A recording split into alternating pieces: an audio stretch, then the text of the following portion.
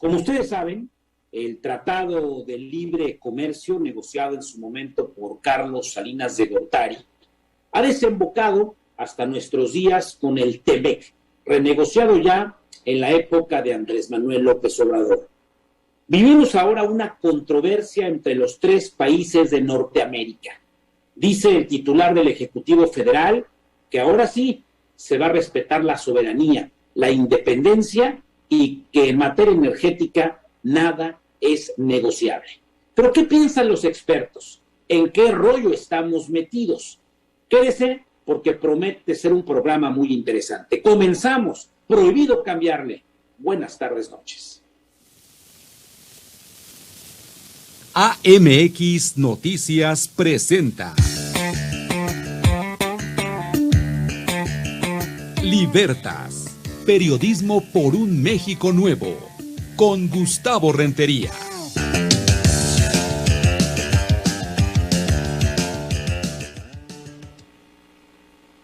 Hola, ¿qué tal? ¿Cómo le va? Bienvenidas, bienvenidos. Es un honor que nos sintoniza a través del 34.2 abierto digital prácticamente en todo el Valle de México, Valle de Toluca, y 135 sistemas satelitales. Y bueno, ahora con la multiplataforma de Mexiquense Televisión, pues en su tableta, en su teléfono, en su ordenador, en su pantalla inteligente, donde quiera que nos capte, ahora con la aplicación, por cierto, que es gratuita. Bienvenidas, bienvenidos. Un saludo a quien nos sigue a través de Mexicanal en la Unión Americana.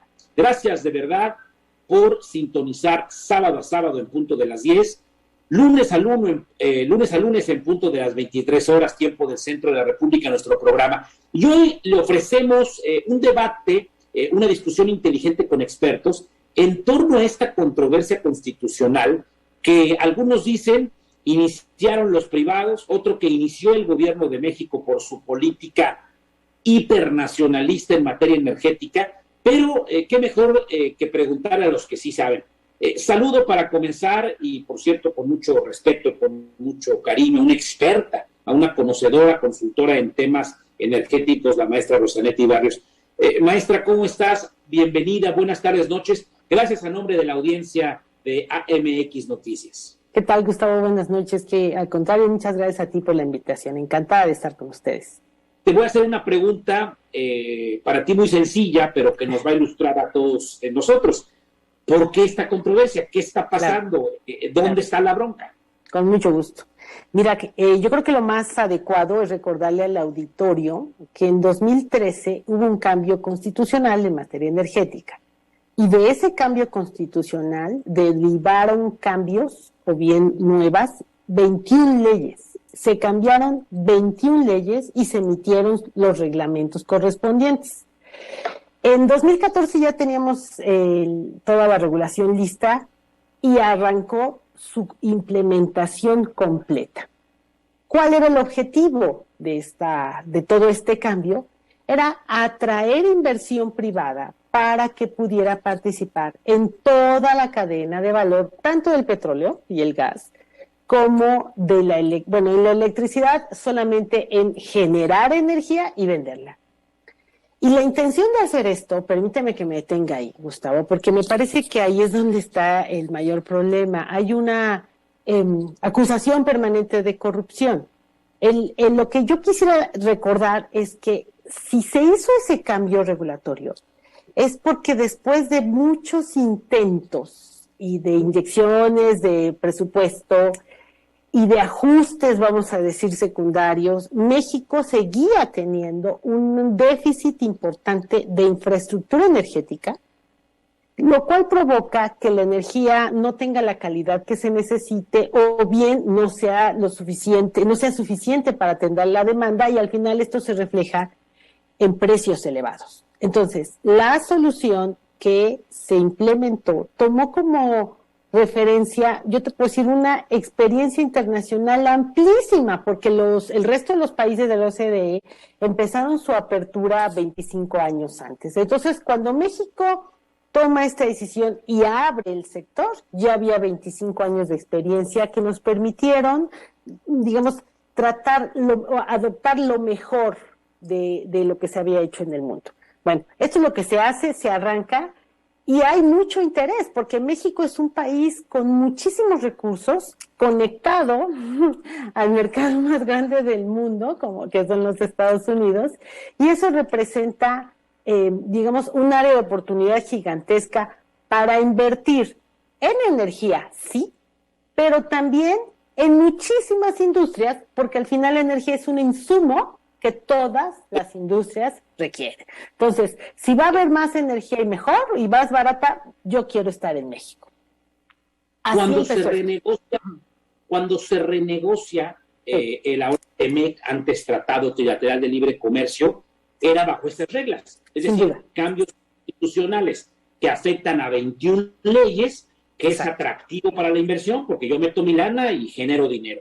Así es. ¿Qué pasa después, maestra Rosa? Exactamente. Entonces, arrancamos, llega la inversión, interesada por participar, vamos, todas las reglas puestas, todas las instituciones con sus nuevas facultades, etcétera.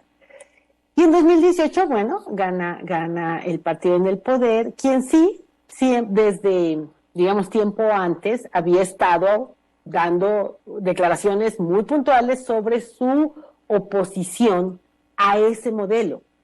Un modelo en donde, insisto, la iniciativa privada puede invertir y puede competir con las empresas del Estado. Vuelvo a repetir, compite porque esa es la forma más eficiente que se ha encontrado para que los usuarios, todos los mexicanos, tuviéramos los mejores resultados en el menor tiempo. Bueno. Para dejarlo claro, maestra, voy a decir noviedad, pero usted es una experta, para dejarlo claro, para competir con CFE en materia de energía eléctrica y Petróleos Mexicanos en materia de exploración, extracción, gasolina, venta de gasolina, venta de diésel. Maquila y venta. Exactamente. Bueno, ese gobierno entonces, que insisto, ya había dicho de manera muy clara que no es con ese modelo, porque este gobierno, el presidente de la República de manera específica, es un hombre que cree firmemente que solo las empresas del Estado deben hacerse cargo de todos los servicios de energía en el país. Cuando llegan, inmediatamente empiezan a completamente contrarias a esta apertura. Por ejemplo, se suspenden todo tipo de procedimientos como las rondas petroleras, como las subastas eléctricas, empezaron a cambiar eso, digamos, suspender procedimientos, bueno, es preocupante porque no permitiste que los beneficios de la competencia profundizaran, pero yo te diría que no es lo más grave fue cuando empezaron a cambiar las reglas del juego. Y entonces vinieron decenas de cambios regulatorios. Pregunta obligada. Yo recuerdo al señor Chávez que iba por parte de López Obrador a esas renegociaciones o renegociación. Ahí ya empezaban los cambios. En esas mesas le dije, oye, aquí está banderita amarilla, estamos preocupados. ¿Se discutió eso en aquella negociación o fue velado el asunto? No, hay situaciones y evidencias, hay videos muy puntuales de cómo sí se abordó el tema. De hecho, se había redactado un capítulo específico en materia de energía para el TEMEC y el representante de este gobierno solicitó, digamos, que se eliminara. Y efectivamente... Voy a pedirte, Rosanetti, por razones de tiempo, la televisión, ya ves que aquí los segundos corren más rápido. Vamos a saltarnos a nuestros días. ¿Qué está pasando? ¿Por qué primero Estados Unidos y después se le une Canadá para decir, oigan, hay que sentarnos y ver aquí un mensaje? ¿Por qué razón? Ya nos explicaste cómo estaba el asunto, pero ¿qué es la gota que derrame el vaso para que ahora nos citen a una renegociación? Mejor dicho, a una controversia. Sí, cómo no. ¿Por qué? Porque de facto la reforma energética está muerta, porque consiguieron cerrar por completo cualquier ventana o puerta chiquita, mediana o grande, de entrada de la participación privada a la cadena de valor que ya estaba abierta. Entonces, tienes un tratado que dice que estaba abierto el sector energético y que estaba regulado de X forma, que tú podías participar como inversionista, en este caso de los Estados Unidos, en todas esas actividades, simple y sencillamente cumpliendo requisitos. Pero hoy los cambios ya de facto cerrado en el sector. Hoy cualquiera... Desde el punto de vista jurídico, sí, ¿vamos a perder? Es decir, yo no tengo duda, Gustavo. Las reglas del juego eran unas, ya me las cambiaste. Sí, tus socios comerciales representan a las grandes empresas. Un lenguaje muy cristiano que hasta yo voy a entender es, me aumentan los impuestos. Voy a poner un ejemplo. Sí. Yo te mando petróleo a Houston, tú me lo regresas en Magnasin o en Premium o Premium, esa la roja, ¿no? Sí. Y entonces te aumento el impuesto, el arancel, le llaman ustedes los especialistas, entonces me va a costar más la gasolina. De todas salimos perdiendo. Mira, sí, yo te diría, me gustaría que lo vieras así. Yo soy un productor de aguacate de Morelia, exporto mis aguacates a los Estados Unidos. Bueno, pues ahora para que yo pueda exportar ese aguacate, los Estados Unidos van a poner un impuesto, por lo tanto, mi producto se va a encarecer allá. Pierde competitividad, ¿ok? No únicamente en temas energéticos, pusiste ahorita un tema agrícola. De acuerdo. El tema es como castigo a que tú cumpliste el acuerdo. Así es como funciona esto. El arancel lo pueden definir, vamos a decirlo así, libremente. ¿Y dónde buscas poner un arancel? Donde duela más, eso está clarísimo, donde sientes que estás haciendo pues mayor presión. Y eso es lo que podemos esperar, lo cual quiero ser muy enfática, le afecta a México, nos golpea la vida a todos los mexicanos. Esto no son intereses de empresas, no estamos, por lo menos yo, y creo que ninguno de mis colegas, está argumentando a favor de los intereses de extranjeros. No, estamos hablando del mecanismo a través del cual México ha desarrollado un enorme nivel de inversiones, de nuevos empleos y una capacidad exportadora importantísima en los últimos 30 años, y eso es lo que se está dañando, Gustavo. Oye, Rosanetti, yo te quiero invitar a que esta sea la primera de múltiples conversaciones, porque vamos a seguir con este tema y bueno, tú lo explicas de manera sencilla, hasta hoy ya lo pude entender como reportero y creo que tendremos que seguir con lupa estas negociaciones. Te mando un beso respetuoso, gusto en saludarte. Encantada, muchas gracias, hasta luego. Les recuerdo que Rosanetti Barrios es una consultora, una especialista, una analista independiente, no trabaja en el gobierno, y nos da su observación de cómo estábamos, qué fue lo que pasó desde que llegó Andrés Manuel López Obrador al poder y por qué esta controversia en materia energética, que atención, nos puede aumentar aranceles en cualquier otro aspecto del comercio, por ejemplo, el agrícola, donde quien exporta aguacate, decía ella, puede aumentar los impuestos. Regreso, no se vaya. Prohibido cambiarle. Buenas tardes, noches.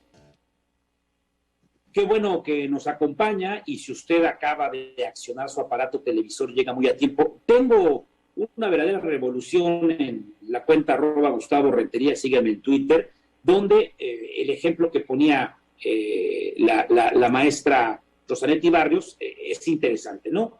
Hay controversia en materia energética, pero nuestros socios comerciales nos castigan con aranceles, con impuestos. Ella puso el ejemplo del aguacate. Y dicen, caramba, pues esto nos va a afectar a todos, porque después va a ser las autopartes, va a ser cualquier otro producto, el litio, que ya es exploración y comercialización exclusiva del Estado mexicano, pues también nos van a dar un impuesto y esto se nos está saliendo de las manos. Bueno, le recuerdo, usted puede preguntar, puede opinar a través de esta cuenta, @Gustavo Rentería. Saludo con afecto, con mucho respeto a la maestra Ana Leroy. Ella es una consultora, especialista, nos las peleamos los programas de radio y televisión, porque es una especialista en este tratado México, Estados Unidos y Canadá. Ana, ¿cómo estás? Bienvenida, gusto en saludarte. Buenas tardes, noches. ¿Qué tal? Buenas tardes al auditorio también, Gustavo. Muchas gracias. A ver, Ana, ¿tú cómo lo ves? ¿Crees que pueda salir airoso, pueda ganar el equipo mexicano en esta controversia que inicia por el asunto energético, el cambio constitucional, primero de Peña y después el de López Obrador, y a cambio a 21 leyes, ¿no? ¿Crees que podamos salir con la mano levantada o esto ya se nos vino como una avalancha? Yo creo que es importante tener en cuenta, y bueno, dependiendo de qué tan versado esté nuestro auditorio, este tipo de disputas comerciales pueden llegar hasta 2 años, ¿sí? Entonces estamos hablando de un proceso legal que va a tomar por lo menos 2 años para que tengamos un estimado. Ahora, yo partiría de la idea que, dado que el gobierno estadounidense y también el gobierno canadiense han presionado diplomáticamente a México en el último año y medio y no se ha visto una respuesta positiva por parte del gobierno para darle un trato igualitario a los inversionistas extranjeros en general, pero bueno, en este caso la disputa afecta a Estados Unidos y a México, yo diría que se van a ir a paneles. Muy probable que las consultas no rindan los frutos y entonces que pues esto se vea en un panel de solución de controversias. Ahora, algo que es importante tener en cuenta, ¿sí? Es que, y aquí, bueno, hay un discurso oficial, que bueno, es el que escuchamos en la mañanera, el que escuchamos incluso de parte de la Secretaría de Economía, pero aquí es una cuestión de hecho y de derecho internacional, ¿sí? Entonces, podemos decir y opinar lo que queramos, ¿sí? Pero aquí se va a constituir un panel de 5 expertos si las consultas fallan, y esos expertos van a determinar en base a derecho, van a ver la legislación mexicana, esas leyes que está ahí poniendo en duda y en tela de juicio la Oficina del Representante de los Estados Unidos y el gobierno canadiense, y en base a derecho se va a tomar una decisión. Y en base a eso, bueno, vamos a ver si México acata o no esa resolución, y bueno, ya entonces en esa fase podríamos empezar a considerar qué van a ser esas posibles represalias en contra de México si México no acatara la decisión del panel. Me encantó, Ana, este escenario cronológico que nos planteas. Es decir, la negociación del NAFTA después del TEMEC, ya le aventé varios asuntos, varias declaraciones, cables diplomáticos al presidente López Obrador, pero pues oye, ya es año y medio, ya no me entendiste. Entonces, ahora te invito a que nos sentemos a la mesa para discutir. Y si no nos ponemos de acuerdo, sigo con la cronología parafraseándote, vamos a los paneles de controversia. Vamos a concentrarnos en estos últimos. ¿Qué juzgados en La Haya, los juzgados de Washington, los juzgados del centro de la Ciudad de México, los de Ottawa? ¿Cómo funciona un panel internacional de acuerdo a lo negociado en el TEMEC? Sí, mira, aquí algo que es interesante y es importante, creo que lo aclaremos, y por eso es importante conocer sobre la parte legal, ¿sí? Entonces, aquí lo que va a aplicar, y bueno, no estamos hablando de otros procesos legales que otros socios comerciales pudieran iniciar en contra de México si encuentran y se empiezan a quejar porque hay también trato discriminatorio a empresas del Reino Unido, españolas, etcétera. Sí, aquí estamos hablando nada más de Estados Unidos, México y Canadá. Entonces, dentro de lo que es el tratado, bueno, hay varios capítulos y aquí se están infringiendo, de acuerdo a lo que alegan los socios canadienses y estadounidenses, los capítulos de acceso al mercado, de Estado inversionista, y bueno, pues ahí tenemos nuestro capítulo también de empresas estatales. ¿Qué sucede? ¿Cuál es la idea de negociar un acuerdo de libre comercio? Y esto lo platico mucho con mis alumnos en la Ibero. Bueno, pues la idea de tener un acuerdo de libre comercio firmado, sí establecido legal, es que yo voy a respetar las reglas del juego, y además, no solo eso, voy a permitirle a empresas extranjeras ¿sí? competir en las mismas condiciones ¿sí? que mis empresas nacionales. Entonces, algo que creo que pues incluso los que no somos expertos en estos temas, hay ahí un favoritismo, ¿no? Que bueno, pues a Pemex, a CFE, etcétera, ¿no? Entonces, bueno, eso está ahí. Ahora, ¿quién va a decidir esto? Esto lo tienen que decidir abogados, expertos en la materia, ¿sí? Se constituye un panel, sí, es un panel trinacional, sí, con expertos de los 3 países, imparcial, y este panel tiene que, pues, observar y ver muy bien, muy a detalle cuáles son los hechos, y en base a eso tomar una decisión, ¿sí? Entonces, pero el panel se constituye, es independiente, son 5 expertos, y bueno, pues hay que tener en cuenta que, bueno, que dentro de lo que es ahora se conoce el TEMEC, pero lo que era el TELECAN, el proceso de resolución de ha habido, sí, para el caso Para el caso de remedios comerciales, bueno, pues ese es uno, ¿no? Y ha habido una serie de disputas, sí, que se han dirimido en paneles binacionales. Entonces, esto, digamos que no sería tan nuevo, ¿no? Entonces, pero en materia energética, este sí sería el primero. Oye, estoy platicando con la maestra Ana Leroy, les recuerdo, es consultora, especialista en TEMEC, maestra sobre estos menesteres en nuestra querida Universidad Iberoamericana. Ha dicho el presidente en videos, estos que acostumbra a subir en Facebook y en Twitter, que no se negocia con el petróleo, la soberanía y la independencia no está en una mesa de negociaciones, pero también ha dicho, tranquilos, no se espanten. O sea, tú ya nos hablaste de esta etapa, ¿no? La negociación, la bandera diplomática, sentarnos en la controversia, hasta llegar a los paneles internacionales con abogados. Pero él dice, tranquilos, no hay nada que temer, así dijo, textual.